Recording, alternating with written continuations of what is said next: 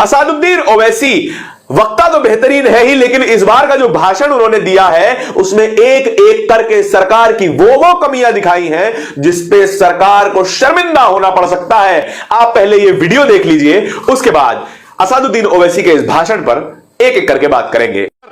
क्या यह बात सच नहीं है कि आपने माइनॉरिटी के बजट को 40% कम कर दिया, स्कॉलरशिप के पैसों में 560 करोड़ रुपए कम कर दिए? ये आपकी मोहब्बत है जो नफरत की निशानी बनती है। नरेंद्र मोदी की सरकार ये नहीं चाहती कि अक़लियत और मुसलमानों के बच्चे तालीम याफ्ता होकर इस देश को मजबूत करें। वो उनको हमेशा गुर्बत और नाइंसाफी का शिकार बनाकर रखना चाहती है। सर, दूसरी बात इसमें यह है कि आज अक़लियतों को मुसलमानों के ताल्लुक से कोई महीना ऐसा नहीं जाता जहां पर उनको जान से मारने की धमकी नहीं दी जाती। बरसर इख्तिदार जमात के एक एमपी साहिबा ने कहा कि चाकुओं को सिर्फ तरकारी के लिए इस्तेमाल मत करो, गर्दनें काटने के लिए इस्तेमाल करो। बरसर इख्तिदार जमात के एक एमपी ने दिल्ली में कहा कि मुसलमानों का समाजी बायकॉट करो। बरसर इख्तिदार जमात ने गुलबर्गा के रेलवे स्टेशन को हरा रंग किया गया था, उसको यह कहकर तब्दील कर दिया कि मुसलमानों का रंग है। सर, मैं पूछना चाहता हूं, क्या नरेंद्र मोदी की सरकार तिरंगे के हरे रंग को निकाल देंगी?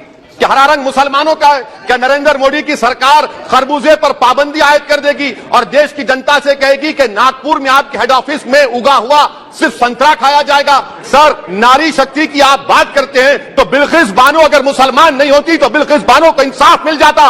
20 साल से बिल्किस बानो लड़ रही है, मगर उसका नाम बिल्किस बानो है। आप इंसाफ नहीं करना चाहते बिल्किस बानो से। ये नारी शक्ति आपकी है। पसमानदा मुसलमान से आपकी मोहब्बत, दीजिए 1950 के प्रेसिडेंट ऑर्डर तरमीम करिए, दलित मुस्लिम का स्टेटस पसमानदा को दीजिए। आप नहीं देना चाहते। क्या मजहबी आजादी का उनको हासिल नहीं है? स्पीकर साहब, मैं मुसलमान हूं, मेरे बगैर यह मुल्क नामुकम्मल है। मैं इस मुल्क का यरगमाल नहीं हूं, मैं इस मुल्क का कैदी नहीं हूं। मैं पूरे सिटीजनशिप की राइट को चाहता हूं और अभी चाहता हूं। कब आप बिहार के सुरजापुरी और कोल्हिया बादरी को कौमी ओबीसी स्टेटस देंगे? स्पीकर साहब, दूसरी अहम बात मैं कहना चाह रहा हूं, चीन का जिक्र आपने किया। क्या प्रधानमंत्री अपनी जबान को जुम्बिश देंगे और चीन का नाम लेंगे? क्या आप चीन को डेमचौक और डेमसांग से उखाड़ कर फेंकेंगे?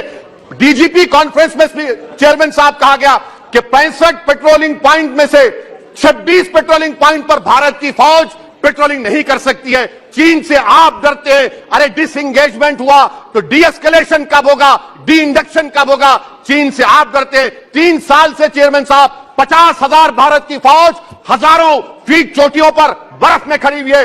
देश के प्रधानमंत्री को क्या भारत की आवाम पर भरोसा नहीं है? भारत की फौज पर भरोसा नहीं है? अरे चीन का नाम लीजिए वजीर आजम, डरिए मत चीन से। तीसरी पॉइंट सर, हमारे कानून के मंत्री चले गए पैराग्राफ 79 और 82 में बेसिक स्ट्रक्चर पर, आईनी ओहदों पर बैठे हुए लोग बेसिक स्ट्रक्चर पर तनकीद करते हैं, लॉ मिनिस्टर कॉलेजियम पर तनकीद करते हैं। इस ऐवान में जब एनजेसी का बिल आया, मैं वाहिद एमपी था, अब याद होगा आपको, जो मैंने कहा था कि भारत के संविधान के खिलाफ होगा बेसिक स्ट्रक्चर के।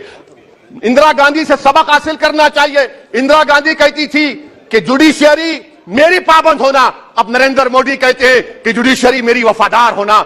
इंदिरा गांधी ने 42nd अमेंडमेंट किया, देश की जनता ने इंदिरा गांधी को इख्तियार से बेदखल कर दिया। आप वही इंदिरा गांधी के इराक को ला रहे हैं। आप बताइए स्पीकर साहब, क्या ईसाई मानने वाले व्हाइट टेरर हैं? क्या ईसाई मजहब के लोग व्हाइट टेरर को फरोग देते हैं?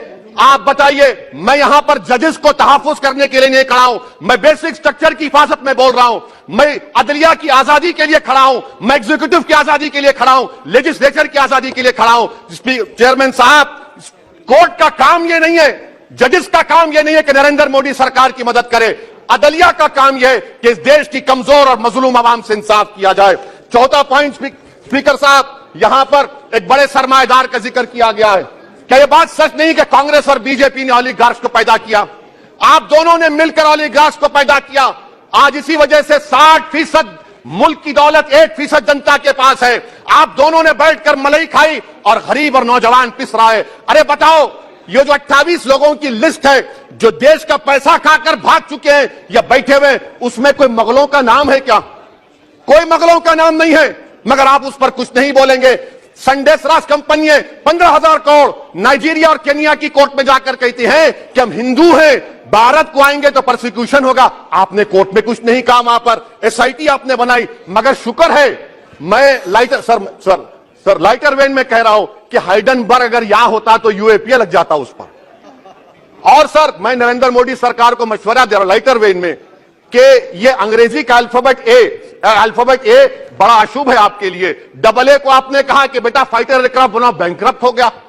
अब कैपिटल ए को आपने 17 इंडस्ट्री दे दिए, हम पूरे विश्व में मार्केट कैप हमारा 5वें नंबर पर आ गया।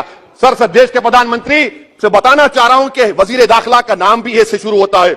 मैं खत्म कर रहा हूं। मैं स्पीकर चेयरमैन साहब, मैं सरकार से पूछना चाह रहा हूं कि क्या जनवरी 2024 और फरवरी में क्या यह सरकार थर्मो न्यूक्लियर ब्लास्ट करने जा रही है? क्या आपने हमारे एतराफ में देख लिया कि उसके वाकई व नतायज क्या निकलने वाले हैं? चेयरमैन साहब, मैं आपको बता रहा हूं कि चीन के बारे में क्या हमको बीबीसी की बीबीसी की रिपोर्टिंग की जरूरत पड़ेगी, जिस तरह 2002 गुजरात के बारे में कहा गया।